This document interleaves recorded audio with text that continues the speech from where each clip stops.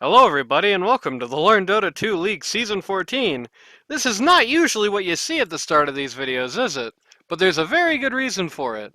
As it turns out, I did a whole cast on the pick phase of this game, and then when it tried to load the dire action lineup thing that it does before the start of the game, OBS crashed! So now we're doing this again. To say the least, I think, just to put it in short, I think Gotham did a very good job in this pick phase of making it kind of obscure what his intentions are going to be. It felt like Kid Dynamite was really guessing and not going far with his last couple of picks. The last pick, Viper, is particularly interesting. I have a feeling this is they're doing this for a particular reason. I feel like there's some definite strategic approach going on here because otherwise it does stand out just a little bit. The Ganker x Ganker lineup is going to have a really hard time dealing with the Pudge this game. All 5 of these heroes are super positioning dependent, are pretty squishy. I think Witch Doctor, if he's read the patch notes and knows that you can get this in lane now. Witch Doctor in lane kind of, messes with Pudge quite a bit. Please don't do that TikTok thing, it drives me crazy. Witch Doctor in lane can really mess with the Pudge quite a bit. But outside of lane, that's really the last time he's able to do anything. And even in lane, he's not going to stop the hooks, he's just going to stop the rot to a large degree. If he, and turn it around on Pudge, make rotting not only not a profitable thing to do, but also not a viable action. You can turn that around, that's about it. I do think that at the end of the day, now this is interesting. Okay, never mind, it's not interesting. I got this backwards.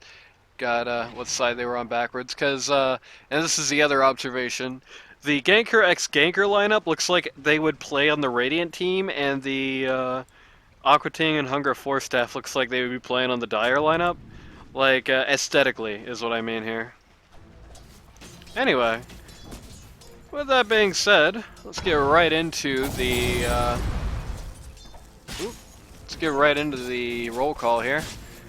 For Aqua Hunger Forcestaff, playing Pause 1, we've got Cheeseburger, who's sponsored by Last Round, on the Pudge. Pause 2, you got the #1 Frank stand, who's sponsored by Popeyes. Another huge deal in the LD2O community, wow. Pause 3, you've got Red Moon, I believe, who is standing in this particular game on the Razor. Pause 4, you've got Gotham, sponsored by Meme Hamajama on that Alchemist, captain of the team, by the way. And finally, Pause 5, you've got Bonus, sponsored by Gala LaPB. Gaia LaPB? I don't know. Sponsored by these guys. Immediately just going to try and get the pressure out onto the Hoodwink here. The aforementioned Witch Doctor laning against Pudge is not happening, which is just going to make things a little tougher down here for Ganker x Ganker. Speaking of Ganker x Ganker, Pause 1, you've got the Blue Jay. Tweet, it's Blue Jay, sponsored by LineDetail.com on the Drow Ranger. Pause 2, you've got Captain of the Team, Kid Dynamite on the Lena. Pause 3, you've got Looter, last name Shooter, by the way, on the Marcy. Pause 4, you've got Dark Ace on the Hoodwink, who's sponsored by Pepega. And finally, Pause 5, you've got Code.Line on the Witch Doctor, trying pretty hard to try and keep his Drow Ranger alive here.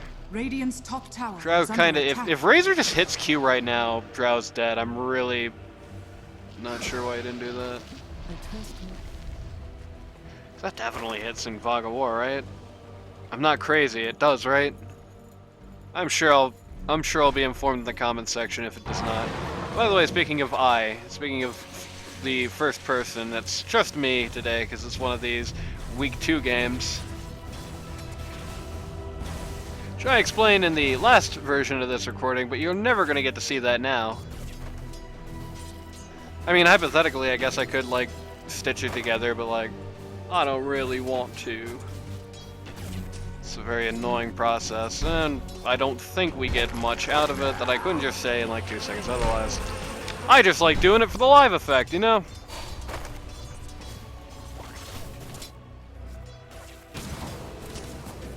Certainly no great surprises were had in a game like this, aside from, you know, what's Gotham doing with his lands. Ooh, Witch Doctor going to be taking some major punishment there, going down his first blood to Razor. Ooh, Drow Ranger. Drow Ranger turns it around on Razor there, takes him out just before she would have gone down herself, and ultimately that's kind of a stalemate. On one hand, you know, Razor got the first blood, that's fantastic, that's great, and Razor indeed is, or at least should, be a pretty big deal in this game, you know. Again, Razor going against a lot of squishy heroes. One particular thing I mentioned is that if this is Alina mid, and it turned out to be that, later on in the game, it's probably going to get to the point where she's desperately going to need to find some way to deal with the Razor, because even if Razor's not linking her, Razor can easily just link, you know, the puzzle and link the Drow Ranger and then beat the crap out of Lena with that damage. As long as he has BKB, it's really hard for her to touch him in any real way. That's, you know, scarier than what he's got going for him.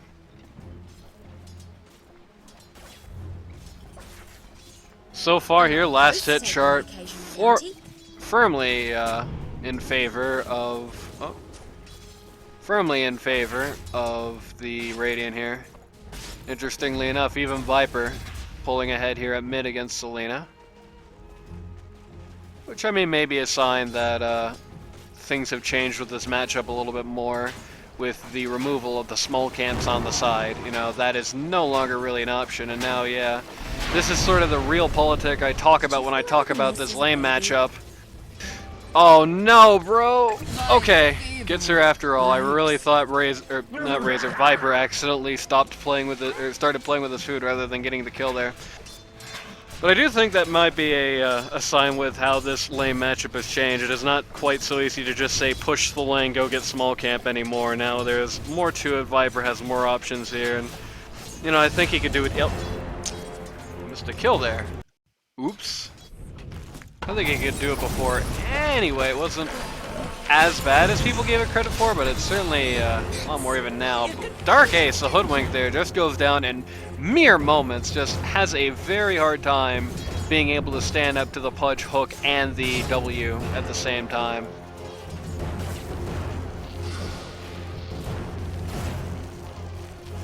I do like this this Alchemist and Razor lane concept.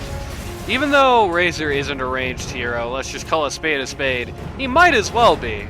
And I think his W, it makes it so much more imperative to not get hit by his W in this particular game. Because if you do, you're going to be in a lot of trouble very quickly. Viper has beat Lena to 6, but Lena also just got herself a regen rune there. Beat old Ogre Magi to the rune.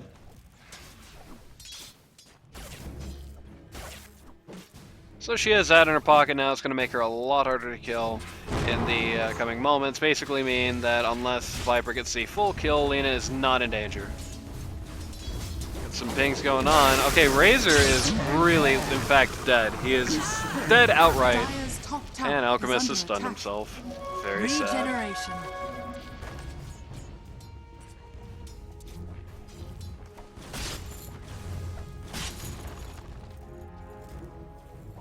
Lots of pings going out on the Ogre Magi here, but not many things actually happening as a result.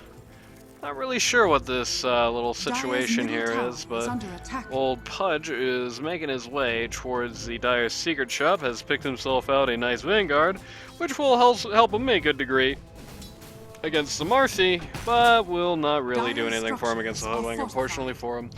Luckily, as said before, as said again, Vanguard, you can disassemble it for more interesting stuff if you so choose, which I would certainly consider doing in this particular game.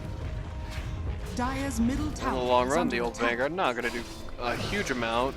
We have a rotation here as Ogre Magi has shown up at top. Blue Jay has wisely leveled himself up at Gust, and in that situation that really easily could have been his doom there, he is instead going to get away completely scot-free. Dire's middle tower is under attack. Bonus is going to try and, well, number one, Frank Stan takes out the mid tower here. Bonus going to try and get a little bit of pulling action done here at top lane. Does not actually get that. Notably, Razor is actually starting to, after starting off quite strong this lane, he is starting to fall off in terms of the last hits. He has gone from decently ahead to competitive. Okay. What the hell was that, and why was there a tip for it? Oh, I think I figured out what happened here. Viper just kind of comes in at way too low HP. With only one level of corrosive skin, there is no way he possibly lives that. And the great irony of this situation is, if Viper has at least level 2 corrosive in 1W, he actually has a way better chance to live that. See Witch Doctor randomly die up here. Just kind of goes a little too far. Maybe chasing a courier, I don't know. That Link was probably not the best play ever made, but that's fine. The Witch Doctor's still going down. Razor gets a lane full of delicious flag creeps and a little bit of lead. Actually denies his own there under the Drow multi-shot, which is definitely good for him. That's past Drow back up again. Again, not by much. Still very neck and neck and still down from where he started. Misses that one.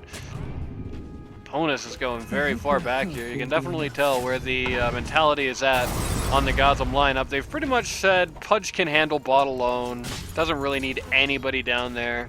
Just sit on Blue Jay, make it very oppressive for him to live. And things will go better for you, and I think they're right on the money on that front. Lance of Pursuit out for the Drow Ranger here. This is actually a surprisingly, I think, good Drow Ranger item. Even if that 6% slow isn't too much, it's still something. That's a really well-timed cast. It's still something, and the amount of mana that you get from it cannot be understated. You even get the bonus damage, which is also neat.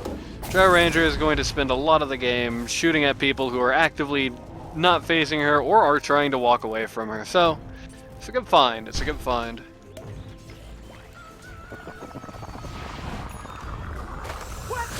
Alchemist going for it again. This time he actually does get the stun out. And as a result, Blue Jay's looking pretty dead. Nope, Razor actually does not have enough mana to keep this going on. He actually has to back up here. Get himself up to Falcon Blade very soon, but he doesn't have it quite yet. Hoodwink is here with Invis, but really has no hope to get anything done. 4 people assembled on this lineup here. Everybody but the Fat Man here on Radiant, and most people in the Dire, though Kid Dynamite is going to wander back out to the mid lane here, sensing nothing really happening, at least nothing he can do anything about personally happening here. I think this is as good of a sign as it gets that lane phase is done so. So looking at that net worth chart, you can see Viper taking on a pretty decent commanding lead so far, followed very closely by the Pudge. Dire's top tower is under attack.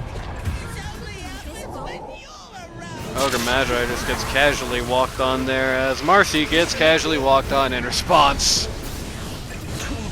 Goodbye, Marcy. Viper is very much out of where he wants to be here. Radiant's middle tower is under Very attack. fortunate to be carrying that passive magic resist off the E there, or else that was likely a very dead Viper.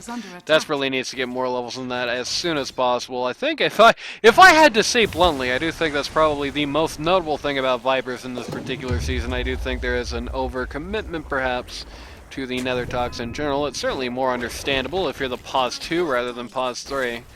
But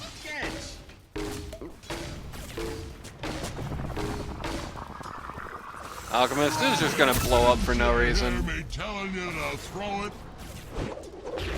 And Gotham is even gonna get the long hoodwink stun on him, just for good measure. But at this point, it does kind of feel like the Radiant are wasting their time in large part here at the top lane. It does not feel like anybody's going to be coming up to them anytime soon, and if it does, it feels like they're going to have to take a tower siege here, which they just don't want to do. There's just no two ways about that. Nice, says Pudge. If they had a Pudge here, I do think they could go fishing for some good hooks, but they don't. So instead, they might be the ones getting fished for here. Hoodwink goes for the stun, just barely misses out. Does get the Alk with the break anyway, who immediately just purges it with his ult. Just does not want to die. Dire kind of circling here. And now it's kind of turned into the, you know, just both guys, both teams just having this force out here. Just does not feel like either of these teams like have a great reason to be occupying this area right now. It's just both teams 3 and under clubs just staring at each other angrily. I don't know. I don't think it's a particularly worthwhile time investment. Pudge has got his phase boots, and the Centaur is going to be going for the big assist here to make absolute sure that nothing is getting done here. Radiant has shown up to turn around. Good hook there on Blue Jay. And Drow Ranger is going to fall down almost immediately. Pudge, I think, tried to cancel his ult there, but didn't actually get to do so, so he's going to be without his Ravage for quite a while now. Doctor's Doom is spelled. Viper proceeding swiftly for a BKB. He would rather live the fight than have as big of an impact actually in it in this particular game, which I can definitely see. You've got some very big passes that you want to break here. And smoke gank on Kid Dynamite, who immediately sees it, but is very, very slowed. The Alchemist stun hits her. Everything's hitting her. She turns around for the last second ult, but goes down anyway to the Viper DOT. Razor's gonna follow though, and Viper actually looks like he's got no more time to live on this world either. Interesting scenario there. I do think there's a bit of a lack of coordination in that, and there's certainly a lack of Pudge. You know, I understand that people want to get this Ags as soon as humanly possible on Pudge, but realistically, you can definitely still be with your team and be like assaulting here. You know, I think the ideal way to play Pudge is like a slightly more aggressive Juggernaut. You know, farm near where your team is and be ready to jump out and jump on people at any time. Shoutouts to the train.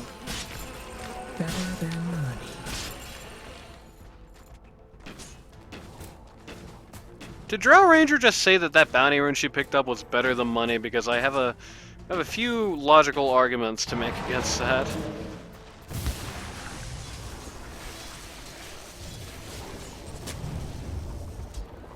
Okay, everybody just saw smoke come out, immediately gets broken by Hoodwink. Well, likely Hoodwink was thinking less about bringing the smoke and probably more about saving the Blue Jay here. Does not actually happen. Razor is still out here. Wants to take Lena out here, but this is a slightly dangerous prospect without his W actually ready to go. So instead he must be content with the T2 tower, which hey, ain't a bad thing to have. Pudge is actually with the team this time, so that makes it even more likely this thing's gonna go down. But I can already tell watching it, these guys need that Viper shard yesterday. Their pushing speed is miserable. Dire's top tower has fallen. Even with an Ogre Magi, their push speed is not great, which, you know, does not reflect well on their ability to take ground in the future. Which is certainly something that they at least ideally want to do. The best way you could possibly play this game as the Radiant is to make sure that Blue Jay has no options, that he's always going to be in at least a little danger. Pudge ulting a creep in the jungle, which is always funny to hear. He doesn't say fresh meat anymore when he does that, it seems, or at least not with this skin or something, I don't know. Maybe he has to be in-game to hear it. I'm not sure. You know, very soon to get travels here. Pudge very soon to get a kill on the Witch Doctor. Dire's middle tower is under attack. Gets himself a nice chunk of money. Is now looking for Kid Dynamite in mid, who immediately flees the scene. The second Razor that fires out there. Pudge just wants the Dire to be as uncomfortable as possible. Pushes the wave right up to T3s here. Radiant structures. Razor invading triangle. Very aggressive go here. Finds himself a really, not a big stack, but a modestly sized stack that's already been beat up quite a bit. So this is a nice find for him here. And he also gets Radiant's another bottom shell. How tower is nice. under attack. Hoodwink tries to Dire's stop this, middle but ends up tower just kind of is under stunning the attack. creeps. Trow tries one last time to get the money out there, but does not find it as the Alchemist goop cleans it up. I like Viper Radiant's using the bottom Nether tower Tox on has the fallen. tower like he's gonna break its passes. Looter has managed to knock out the T1 bot for his team's first actual building in this game so far. While the rest of his team is just kind of, you know, they're kind of posturing here at the mid T2. They're not really doing much to it. And much to it, I mean much to defend it. Get Dynamite now here. Lena's presence might change things a little bit, but I feel like with this tower, it's a little too little, little too late. Yeah, it just cleanly goes down here. Dire's middle tower has fallen. Radiant's bottom At the very least, the Dire are going to de-ward their own triangle here. Viper's going to get killed, just straight killed by the Marcy here. That's absolute Marcy moment. tower is under attack. Any other hero in the game, I don't think Viper dies there, but we had to have the Marcy moment.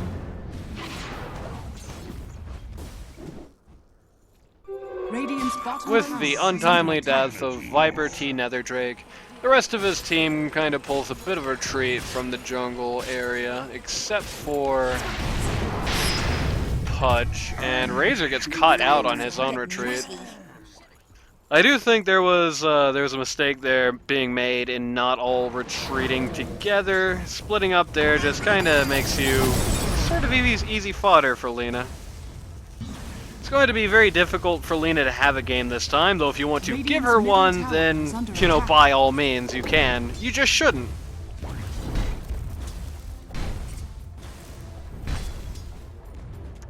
Also good use of the vision there, good confidence on GXG.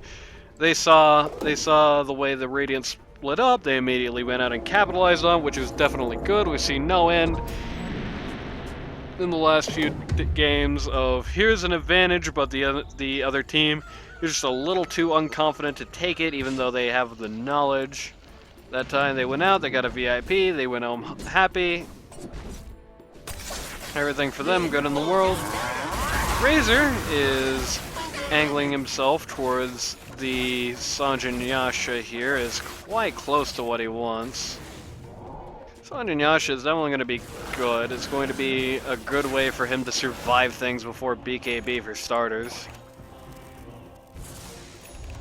If there is one thing that is notable about the enemy lineup, it's that while they do have a lot of CC, most of that CC is pretty short duration. You know, the LSA ain't exactly the longest stun in the world, the Marcy throw ain't exactly the longest stun in the world. Witch Doctors can be if it bounces the right way, and Hoodwinks can be, but not always.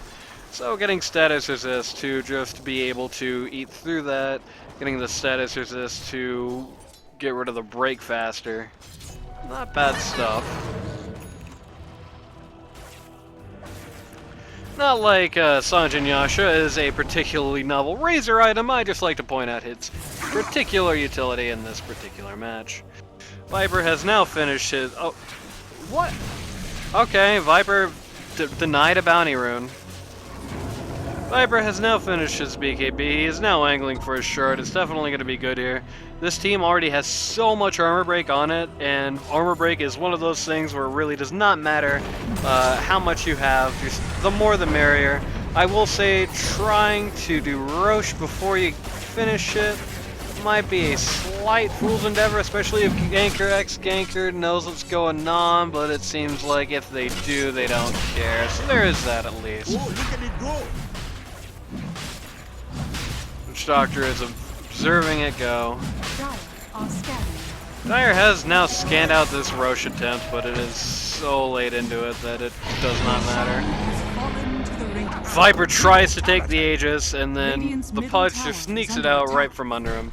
Very sad for Viper. Actually very sad for Viper, though, because he's the only guy on this team who feels like is dying more than he should be, perhaps. He's gonna make an argument that Razor kind of taking some spells, so it's like most of the Razor spells are just, you know, something goes wrong strategically or tactically, he ends up taking the fall. Viper is the one who is not winning the fights right now that he perhaps should be, so that's usually where you want to get that Aegis. Now, Radiant wants to get something done with this Aegis, but it's going to take at least a minute to get this really done. We're going to jump on the Witch Doctor here, just wipe him off the face of the universe. That's about all we can do at the moment. Bonus is going for the bongo boots here, just again, very good in this game. But they're just not going to be able to take this bot lane for a very long time, but it's like the only objective that's, I think, realistic at all. It's too early to uphill. Unless you get some god hooks, it is way too early to uphill, so you just kind of have to keep cutting the bot wave. Honestly, I think if Kid Dynamite wanted to be the world's biggest, the world's biggest menace, I think it wouldn't be... Oh, Pudge Hookstaff does not quite get it. He could definitely... Oh, he did not actually finish his BOTs yet. That ain't great. He's feeling very behind then as a result.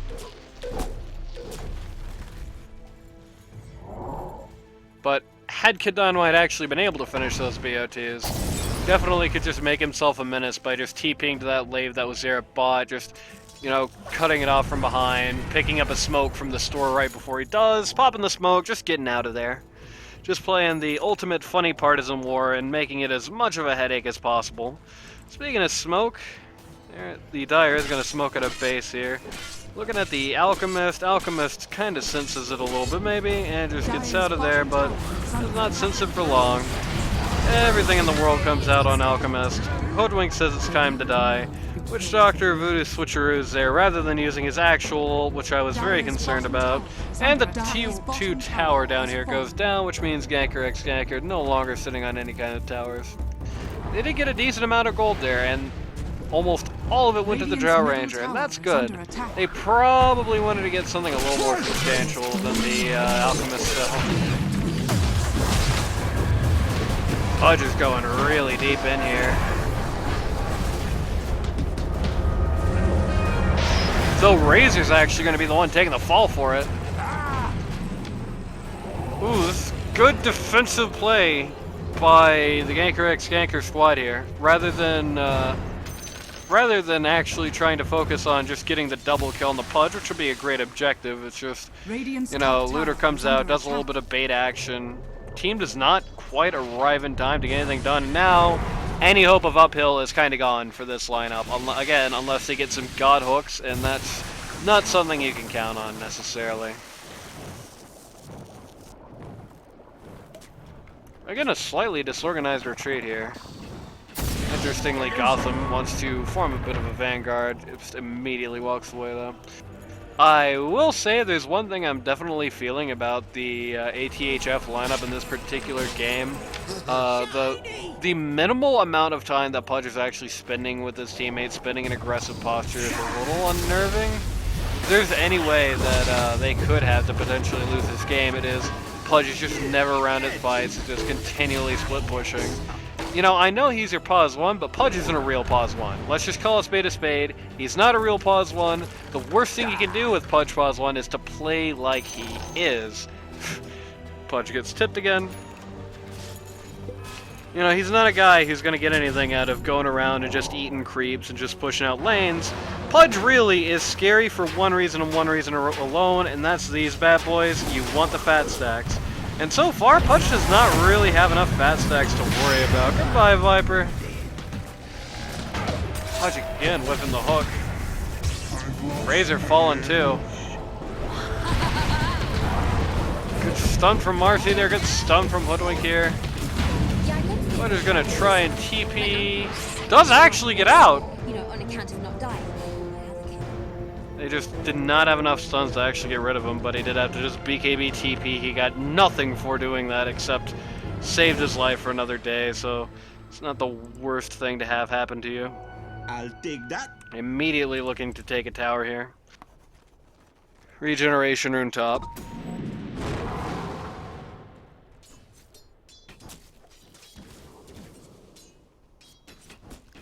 Very awkward situation there, and again, I think it just kind of goes back to what I was saying earlier, Pudge was not really there. That was just a barely mistimed LSA, though the strings following up are going to help save it.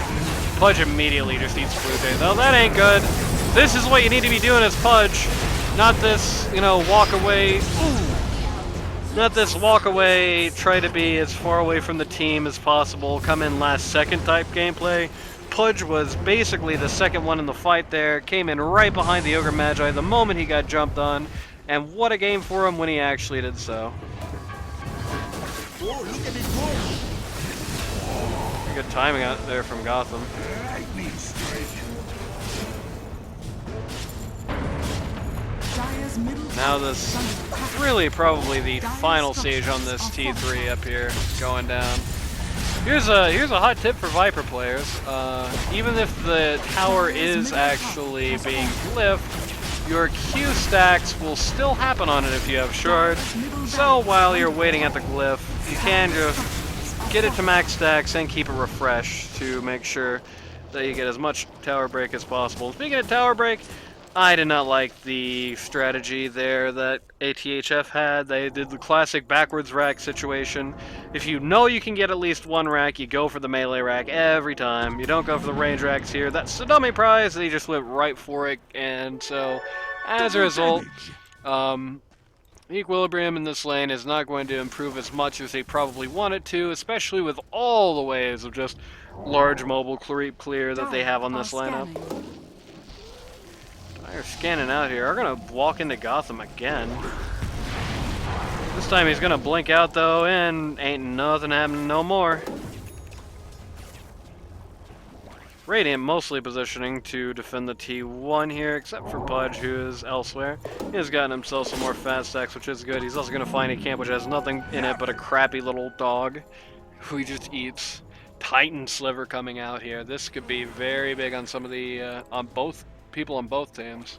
I would say certainly a Titan Sliver on Viper is never something that you're going to say no to. A Titan Sliver on Razor is something you're never going to say no to. But I guess maybe sometimes though.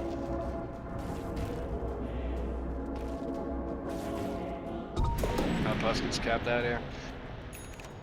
Radiant are definitely making themselves feel like the big dog in this particular match. You know, every time they get any kind of advantage, the first thing that happens is Radiant just bunches up, gets on the Dire side of the river, keeps putting the pressure on. Even if it goes bad on them, it is definitely having the intended mental effect on the Dire here, who are largely in turtle formation, even when there's really not turtling to be done. Kid Dynamite has, in fact, finished up his Shadow Blade rather than going for Travels here, which, I mean, I don't know, I feel like this is actually a pretty good early Travels game. Like, you know, you clearly, and they've shown this to be the case, they cannot win the fights going uphill. You know, they can win a fight if you come down and try to take a fight, they can win a fight if they get some god hooks and get some early picks on it, but for the most part, it seems like Radiant cannot win those uphill fights yet, so Lena can definitely be okay, I think. Going out to other lanes, picking up scraps of coin she finds on the ground, pushing out the lanes as much as humanly possible, keeping the flow up. Now, if Kid Dynamite is going to be doing something interesting with his Shadow Blade that could be forgiven, he is going to perhaps unintentionally reveal it right to the enemy team there. Well, I don't know if anybody sees, but that's definitely a reveal here. Viper is heading straight for his Shiva's Guard. Very interesting build from Viper. More like a pause 3 than pause 2 here, for sure. Razor, meanwhile, is almost going for more of a mid-Razor lineup.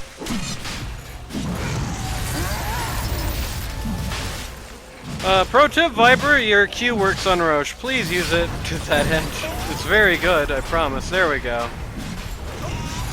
He's now figured it out, and as a result, Roche is just going to die in a record time. Again, Cheeseburger takes the Aegis. Again, I don't think he needs it.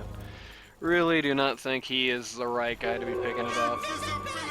Let's take up the shard here. Likely either he blows it or it goes to the Ogre Magi. If he has indeed decided to go for his own shard here. Which, I mean, I doubt he's going to do the alternate function of that, but this is basically just a dismember cooldown for him. Realistically.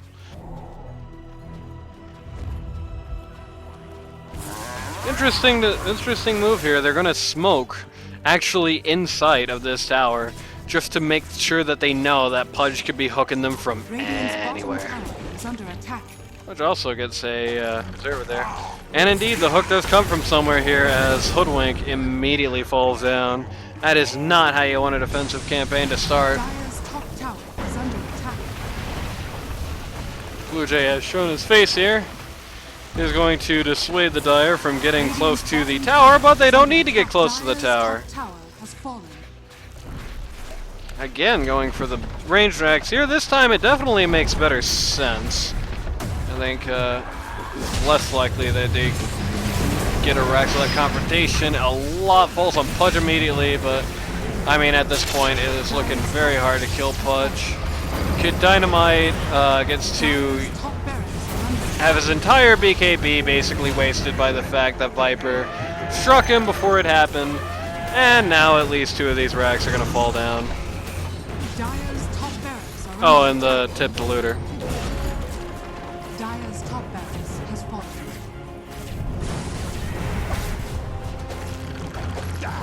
Pudge sends out a hook, swinging a miss. Blue Jay immediately gets Lotus by the Hoodwink just to make sure nothing goes wrong here. Tries very hard to not get dismembered, but all good things come to an end. Dire's bottom tower is under attack. And at this point, we are now seeing kind of the culmination of what I was talking about earlier. All these guys are so squishy that nobody can live Pudge for more than half a second at this point, it feels like. Dire's bottom Hoodwink is starting to feel a little bit nutty. Pudge has just eaten someone. And has just unintentionally, perhaps, sucked looter here. Dire's bottom barracks are under attack. It's more unintentionally even than I thought, as now he is in a really bad position. Kind of the last guy he wanted to get. Goes down for the end of the streak, but goes down literally the exact same moment that Radiant gets the Megas. I don't think this is an unwinnable game from Megas for Dire, especially they're also going to get Viper, who just sticks around way too long with the end of Pudge here, and the flight of his teammates from this area. I don't think Megas on Ganker x Ganker in this particular game is necessarily the end of their campaign, but it's not a good sign. Razor is under way more vision than he likely expects to be, and is now finding a 3-man smoke gank headed his way. I think misses the initial stun.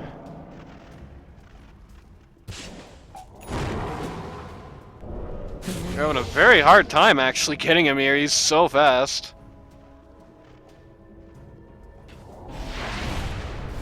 Alchemist is showing up for him and has just given him the Acronym scepter that he's always wanted in his life.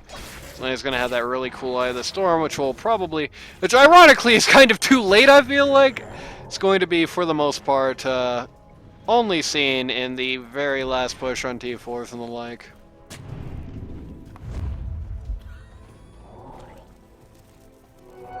We'll take that. I think likely the guy to get the first Axe 2 in this game was Viper, but you know, if your intention is just to end things, then it ain't a bad plan. Which Dr. Courier, come to the secret shop here.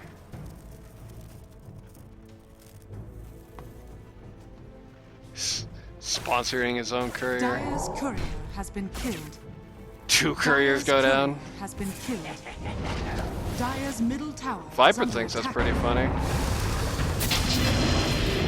Gotham bites the bullet and stuns himself, and watches Hoodwink die. Again, the static link probably wasn't entirely necessary, but you know, it happens sometimes. I do doubt this time that anything's going to happen in the next 30 seconds is going to make him regret doing that, per se. But it ain't the best habit to get in. You know, sometimes you really just want to keep that link ready for a more pressing target.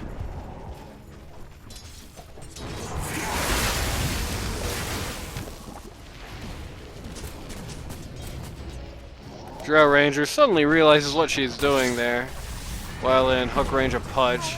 Alchemist has absolutely gone nuts here and has aptly died for his sins. I like that. The Marcy tried to jump out, but just kind of jumped right into the enemy line. Razor uses his refresher to gigantic effect here, just kind of running over the enemy line. Dire's middle tower has Almost fallen. gets assassinated by the hoodwink there, which would have been sad. Viper hits BKB, just to make absolutely sure he ain't going down anytime soon. Kid Dynamite is super dead. Goodbye, Kid Dynamite. He has his buyback, but he ain't gonna do anything by the time this big rock explodes. Game 1 goes down for Aqua Team Hunger Forcestaff. Pudge buys a Crimson Guard for some reason. And it's all over now.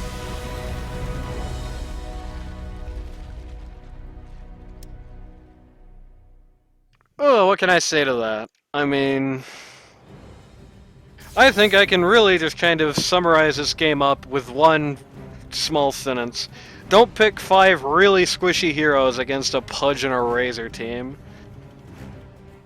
We did not see the pick phase here, but I can assure you that that both the Pudge and the Razor came out pretty early in the pick order here.